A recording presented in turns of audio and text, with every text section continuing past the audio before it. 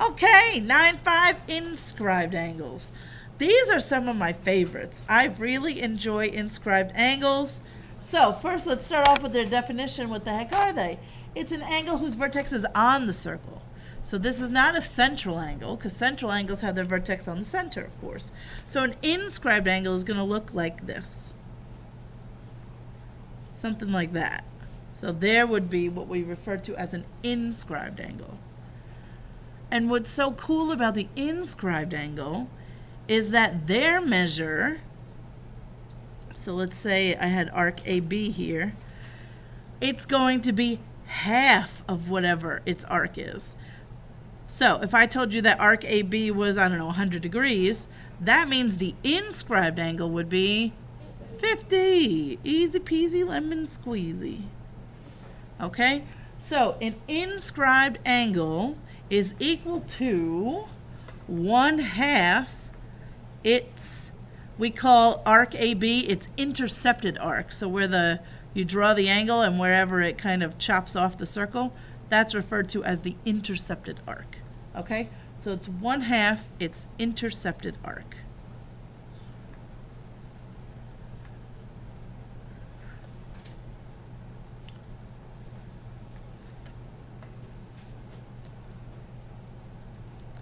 That's also going to apply that same thing if you had, see over here in little letters it says tangent chord angle. So I need to draw it bigger. There's just not enough room on this paper. If I had a circle and I had a tangent line and then I had a chord that met at the point of tangency, something like that. Okay, so I still have an intercepted arc AB, and I still have this angle. It's just weird because now it's not, that's not technically an inscribed angle. Or is it? It is. Why wouldn't it be? Because its vertex is on the edge of the circle.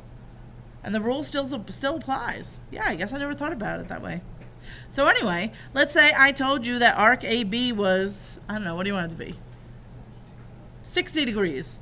If arc AB is 60 degrees, this is still going to be half of that. It's always half of its intercepted arc.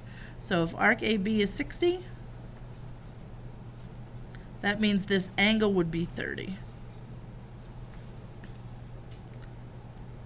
Which also makes sense why, if it's a diameter drawn to a point of tangency, what do you know about that?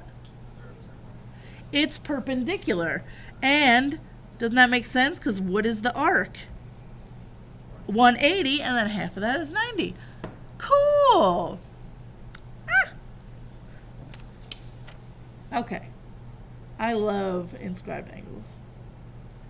All right, we got all that. 4 points on a circle theorem. Okay. The next one talks about if two inscribed angles intercept the same or congruent arcs. So watch this. If I had something like, there's an inscribed angle. Oh, there's an inscribed angle, right? Right? Is that right with me? So let's call it arc AB. And here's angle 1. What if I had another inscribed angle that also had AB as its intercepted arc, like this one? Angle 2. See how its intercepted arc is also AB? Do you see that? What do you know about angle 1 and angle 2? They have to be, right? Because each of these is half of AB. So angle 1 and angle 2 equal to each other.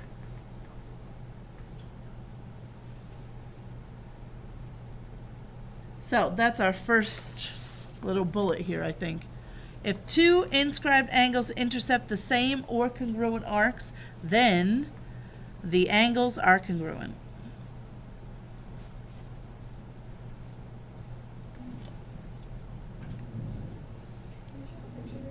Sure.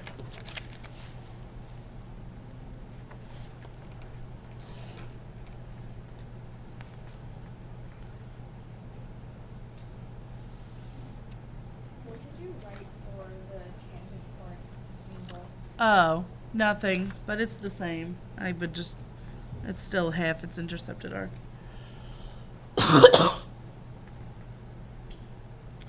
All right.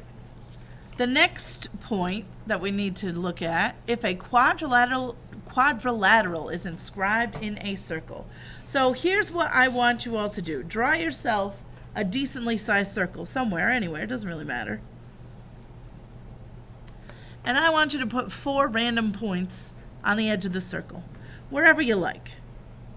Don't make them too close together, but you could space them out equally or not. It doesn't really matter. Now, I want you to connect those points consecutively so you create for yourself some quadrilateral.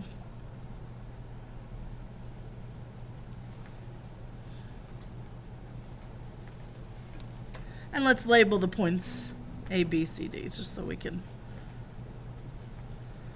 talk about them as we go. All right, so everybody's picture could look a little bit different. Maybe you have one that looks more like a square. Maybe yours looks like a who knows what's it. Doesn't really matter. First of all, let's just quick little throwback to 9-1. I could describe this picture as a quadrilateral inscribed in a circle, couldn't I? Or, tell me the other way. Circle inscribed on a square. Well, about a quadrilateral, because I don't know if it's a square in there. It could be maybe yours is, I don't know. It's a something. So I could say a circle circumscribed about a quadrilateral. Okay, cool. So, here's what we kind of want to figure out here. I know that I'm going to number these angles too. 1, 2, 3, 4. Isn't angle 1 equal to half of arc BCD? Isn't that true? So isn't angle 2 would be half of arc ADC or AC. I don't know if they're major or minor because I have no idea what my angles are, but it'd be half of this arc, right? D would be half of this arc, and C would be half of this arc. Everybody see that? Do you agree? Okay. Again, I have no idea what the pieces are. However, what do I know about all of these arcs together? They're 360 altogether, right? Okay, cool. And what do I know about my 4 angles inside of a quadrilateral? They also add to 360. How interesting, how interesting. So, I'm trying to think of the easiest way to prove this next point to you guys. Let me do this. Yeah, let's try this. So, I'm just going to label each of my arcs. I'm going to call you 2x, your 2y, your 2z, and your 2w.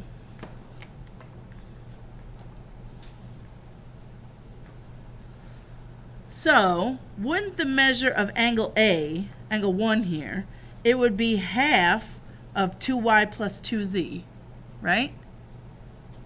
Right? So, isn't that just y plus z? Yes. You don't have to write all this down if you don't want to. It's just kind of me proving a point to you. Is everybody okay so far? All right, so we're going to do the same thing with angle 2. That would be 2w plus 2z, and then I want half of that, so that would just be w plus z. What would 3 be? X plus w, right? 2x plus 2w, and then take half of that, so your x plus w. And then 4 would be x plus y.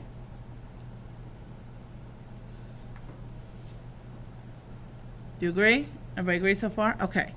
And didn't you tell me that 2x plus 2y plus 2z plus 2w altogether equals 360, right? Okay, so watch this cool thing. 2x plus 2y plus 2z plus 2w equals 360. So then, couldn't I just divide everything by 2 and find out that x plus y plus z plus w equals 180? Yeah? Okay, cool. Now, this is going to blow your mind. Look at any pair of opposite angles in here.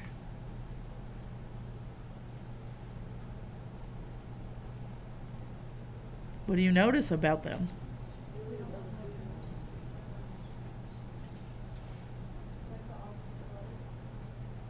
You're not wrong, but they have to be supplementary. What? Look, YZ and its opposite angle, XW. We just proved that X plus Y plus Z plus W is 180. So even though I have no idea what angle 1 is and I have no idea what angle 3 is, together they have to add up to be 180. Same thing's true for these. So if I have a quadrilateral, it doesn't say it on there, does it? Okay, good. Because that would steal my thunder. If I have any quadrilateral, maybe you have one that looks like a square, and then, yeah, it's pretty obvious that opposite angles are supplementary, but they aren't always. If it's just some random quadrilateral, but if you inscribe it in a circle, they have to be. Oh, so cool! So, if a quadrilateral is inscribed in a circle, then opposite angles must be supplementary.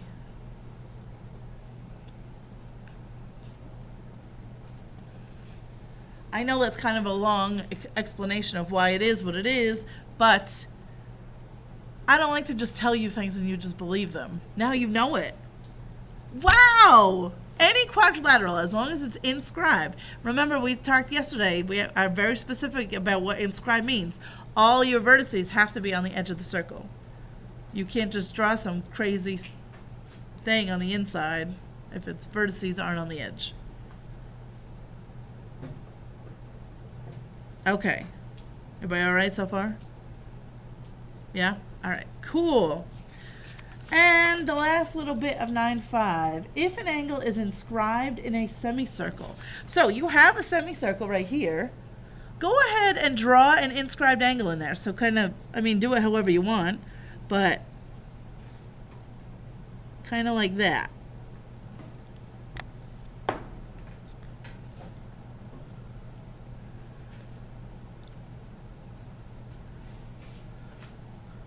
What angle did you just draw? It has to be a right angle. What? Exactly. Isn't the other arc that's missing here, isn't that 180? And doesn't that have to be half of 180? No way. Way! So if you drew that angle anywhere you wanted, put it right in the middle. That has to be a 90-degree angle. Put it over here. Put it way over here. Who cares? If you inscribe an angle inside of a semicircle, it has to be a right angle. Yeah. An inscribed angle is half the measure of its arc, right? So this arc is 180, isn't it? So if I inscribe it in here, it's going to be half of this whole thing. So it's always going to be half of 180 or 90, no matter where you place it inside the semicircle. Wow. Wow. So that means you could think of this another way. If you had a triangle in a circle and the hypotenuse was the diameter, it would have to be a right triangle. Isn't that neat? Because you could draw any kind of triangle inside of a circle, right? So here's a circle. You could draw a triangle like that. Okay, no big deal. But if you draw a triangle such that its hypotenuse is, well, I shouldn't say hypotenuse, but one of its sides is the diameter, it's got to be a right triangle, right? Because that inscribed angle has to be half of this arc, which is 180. So that's got to be a 90. Circles are so cool. Okay, so in words, if an angle is inscribed in a semicircle, then it must be a right angle.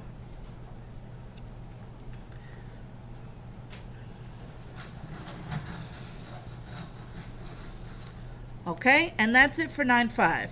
So the takeaways here, inscribed angle is half of its arc, which honestly, if you know that, all this other stuff just kind of comes from that.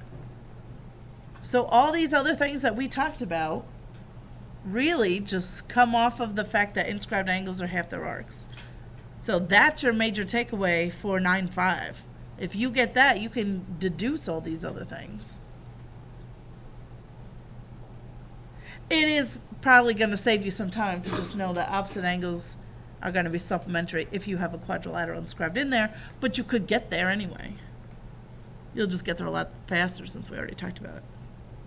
Okay, 9-6. Other circle angles. So we've had central angles, vertex on the center, inscribed angles, vertex on the edge. But then what about these things? Those, angle 1 does not have its vertex on the edge or on the center. So what the heck do I do with that thing? Well, it doesn't really have a cool name. We just call it a chord-chord angle because it's just formed by two chords. And it's not a central angle, it's not an inscribed angle. So here's the thing about this. If I'm trying to find the measure of this thing, it's not as clean as the other two. Central angle's just the same as their arc, inscribed just half the arc. So there's a little bit more work with this. Now, isn't it true that this angle would be the same as that one? Yeah, because they're vertical. Okay. So I kind of have two intercepted arcs. Let me...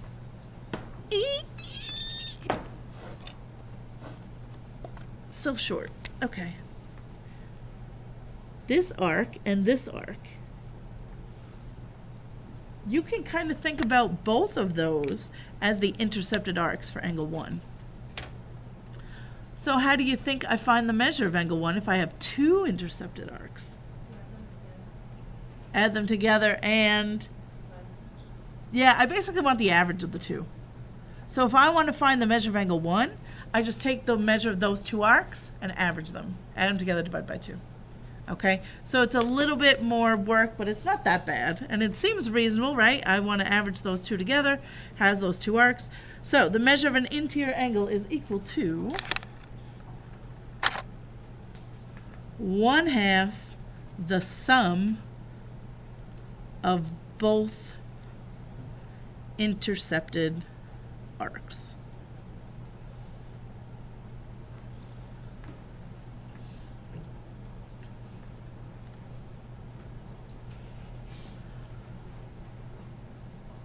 Okay, so that's an interior angle that's not inscribed or central.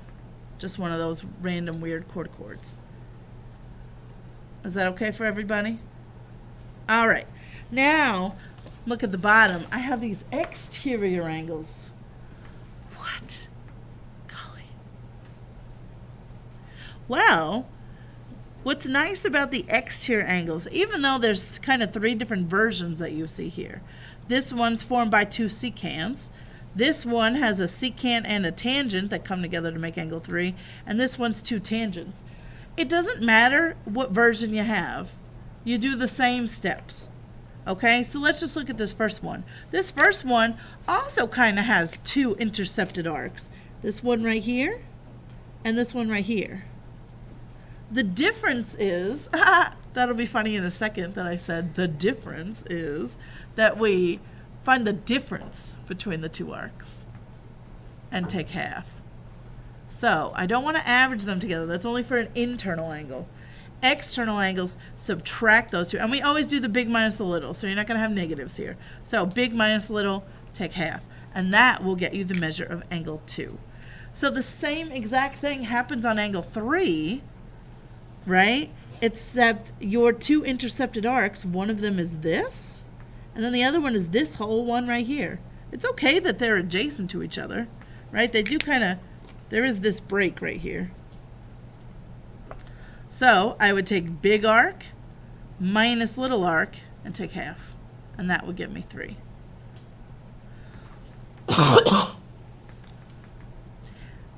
And on 4, I do the same thing, except take a look at your two arcs here. It's either, okay, like you have arc AB minor and then arc ACB major. So you're literally going to do this whole part of the circle minus this little part, take half. So let's put that down in words, and then maybe we'll try some. So the measure of an exterior angle is equal to 1/2 the difference of the two intercepted arcs.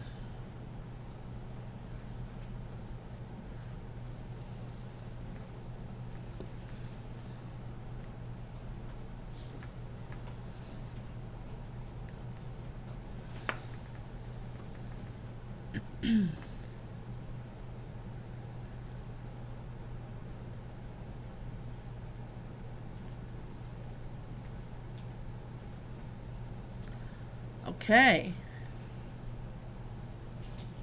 So before we get to this last little tiny one, let's just try a couple of these. Yeah.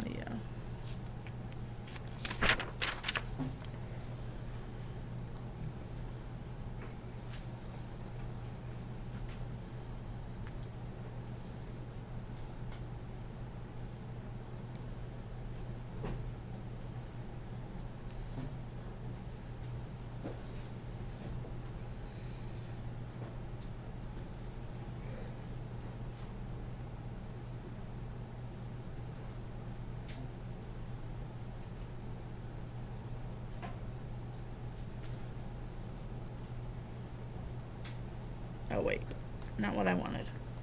Just kidding around. Just kidding.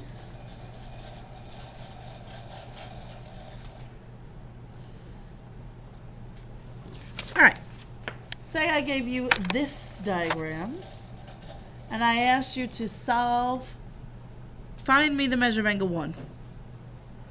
So you got to ask yourself, start off by saying, okay, well, is angle 1 a central angle? No, it doesn't have its vertex at the center of the circle. Here, there's the center of the circle, so it's definitely not there. Okay, that's too bad, so sad. Is it an inscribed angle? No, because that angle 1 does not have its vertex on the edge of the circle, because then it would just be half its arc. Shoot, okay, well, gosh, I did just learn about those chord angles. And this is inside the circle. So all I need to do is take the two intercepted arcs for angle 1, add them together and divide by 2. Well, one of the intercepted arcs is, oh dear, one's 50, right? Angle 1 and this angle right here are the same. Their arcs are this one and this one. I know that one's 50. Oh, I didn't give you this one down here. 160. How'd you get that? Basically what Dylan said yesterday. Like, add up all of those angles and then subtract 360. Exactly. Remember, a full circle's 360. Don't forget that. You have all of these pieces, so just take them away from 360 and whatever's left. So what'd you say it was? I think it's 160. I have no idea, but that sounds right to me. Now that I have those pieces, now I can find angle 1. So, what am I doing with these? If it's inside the circle, you want to add. It's only if the angle's outside the circle you subtract. I'm doing this one right here. Back up here. So I want to add. So I want 50 plus 160 to 10. Take half. Measure of angle 1 is 105 degrees. Does that make sense? Everybody's okay? Alternatively, if I asked you to find the measure of angle 2, what would that be? For 2 reasons. 75 because those two make a straight line together, right? So if that's 105, that's got to be 75. But you can also do the arcs. Add 70 and 80 together, that's 150, take half. 75! What? Isn't that so cool? I love circles. All right, now let's put an angle on the outside.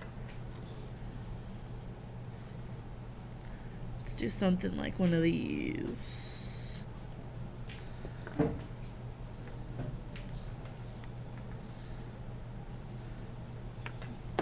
All right, so let's find the measure of angle 1 over here. If, oh, you know what? Let's mix it up a little bit. What if, oh, okay, I'll do that later. Okay, I get too excited. Let's say arc AC is, I don't know, what do you want it to be? 70 degrees, okay. And then maybe I'll tell you AB is, I don't know, 100 degrees. Can you find me the measure of angle 1? You bet you can. You'd have to start off by finding out what BC is, arc BC, but that would just have to be 190, you're saying? That sounds right. Now you can go ahead and find angle 1. Gotta be 60. I take the big minus the little and then take half. So that's 190 minus 70 is 120. Take half, you get 60. Not bad. Okay, what I wanted to do was try going this way. What if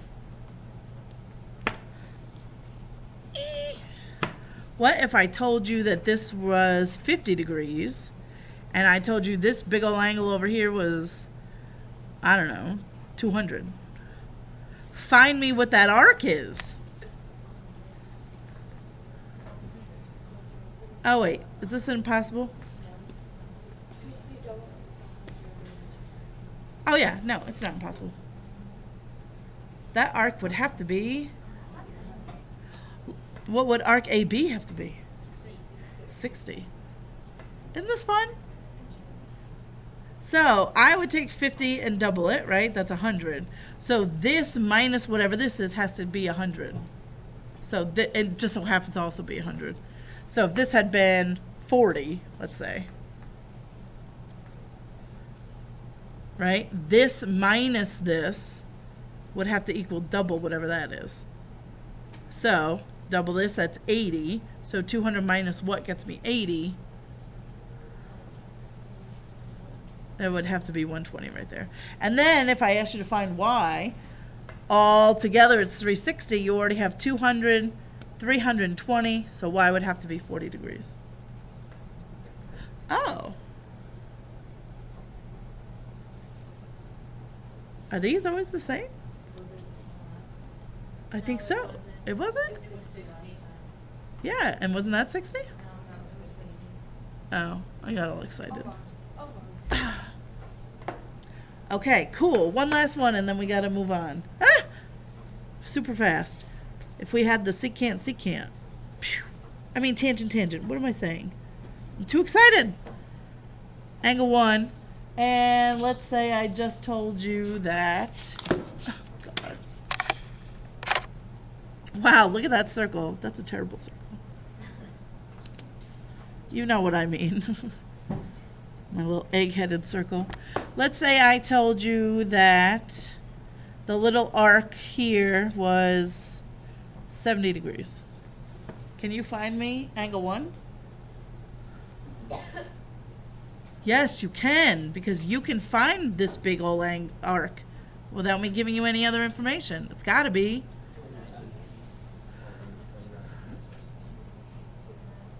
$290, right? So then now I have all the pieces I need. So 290 minus 70, 110. Obviously not drawn to scale.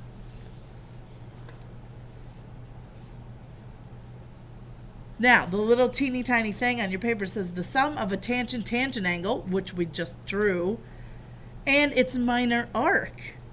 So the angle and its minor arc, what do you notice? Nuh-uh. Well, that must have just happened this one time, right? No, happens every time. Watch this, real quick. if this minor arc, let's just say it was x, right? What would this big one be? 360 minus x. So then this angle would have to be, yeah, 180 minus x, right? Because you'd get, I do the big one minus the little one, so that's 360 minus x minus x. So now it's 360 minus 2x, I need half of that. So that's 180 minus x. So these two together are always going to be 180. So, last thing on your little note sheet there, the sum of a tangent angle and its minor arc is 180. Again, that's just something that'll just save you a little bit of time. You can always get there, but if you happen to know it, tangent angles, minor arcs can just make you faster. That's all. And we're all about speed today. All right. Now, these look insane, this last section 9-7. It's not bad, I promise. 9-7 has to do not with the angles and the chords, or the arcs, it's all the lengths of the chords on the inside. So, this is super cool, and I wish we had time to go through why all this works, but let's say, oh, I don't know, let's say this was 3, this was 5, this was 2, and I don't know how long OR is. Guess what's so cool about these? If you have two chords intersecting inside of a circle, this is wild. The product of one equals the product of the other. So you can literally just do 3 times 5 and set it equal to 2 times x. That's what they're spelling out over here. So you just multiply the pieces. The words are all spelled out here for you, so it's already written, so you don't have to rewrite it if you don't want to. But that's the math that they're doing. So it's just 3 times 5 equals 2 times x. So literally 15 equals 2x. In this case, x would be 7.5.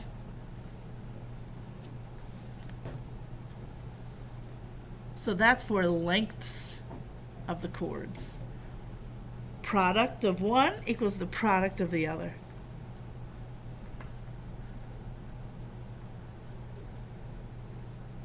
Yeah? Okay.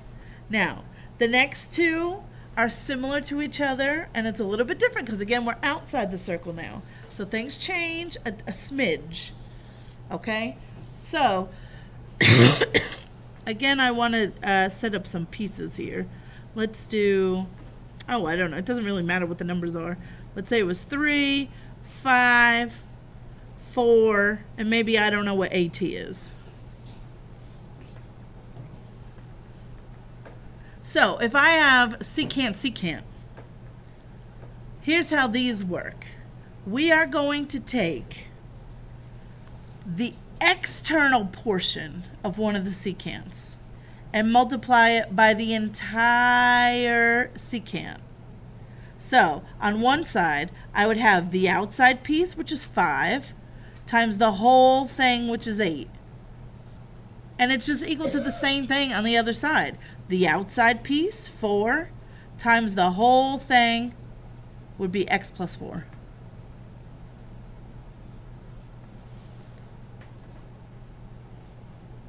So if I have secants and I'm outside the circle, so remember, inside the circle, I just do product. On the outside, I do the piece on the outside times the whole thing, equal to the piece on the outside times the whole thing.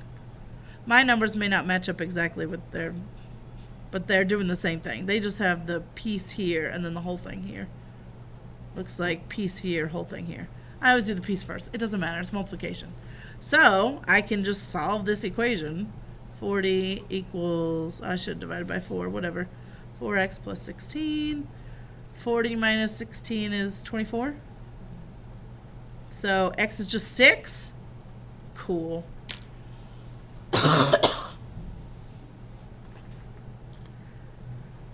The last one is the same thing. Okay? You don't even have to learn anything new because it's the same thing. So on one side, let's give some numbers. I don't know, let's say this is 7, this is 4, and maybe this is x. Maybe that's what I don't know. So on one side, I do the outside piece times the whole thing. So that would be 4 times 11. And I set it equal to, on the other side, the outside piece, which is x, times the whole thing is x also.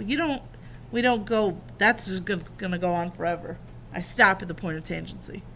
So it's the outside piece times the whole thing. So what's x times x?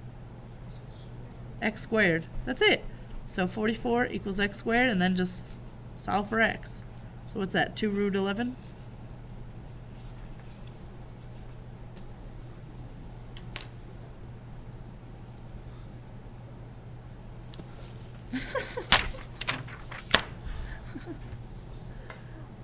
I know, it's a lot. What do you want?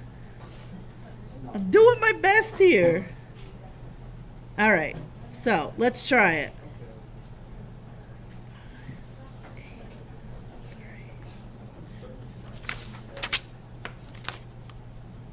Solve for x. Yes, you do. When they're on the inside, when everything's on the inside, remember that things are easy when it's all on the inside. I just multiply products of one times products of the other. That's it. It's so nice and easy. So I would literally do 5 times 8, and that's equal to 3 times x. Basically. So now I just get 40 equals 3x, divide by 3, whatever that is. Just leave it as 40/3. Okay? That's not bad, right? That's fine. Okay. And then if you have things that go on the outside. So let's say your 10, your x, your 11, and your 5. Who cares? It doesn't really matter what the numbers are. So if I have things on the outside, I just do the thing on the outside times the whole thing. Oh, this one's going to be a quadratic. Shoot. Well, it happens. Whatever. What are you going to do? We're buckled up for a reason. So the thing on the outside times the whole thing. So that would be x times x plus 10. Equals, on the other side, 5 times the whole thing, 16.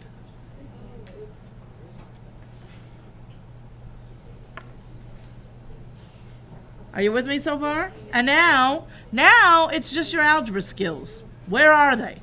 I don't know, but you should find them. X squared plus 10x, what is that? 80, thank you. Minus that 80 over. Factor it if you can. If you can't, solve it some other way. I don't have time to finish it, but are there factors that have to be 10? 15 and... No? Ah, darn. Would have been cool if it worked, but anywho. Solve that quadratic, whatever it comes out to be. The same thing applies if you have this. Let's say this was 5, this is 4, and this is x. Give me the equation. Who's got it? Just, whoa. 25, because they did the whole thing times the outside piece. 25 equals? 4 times 4. And then you just solve it, and this one's easy.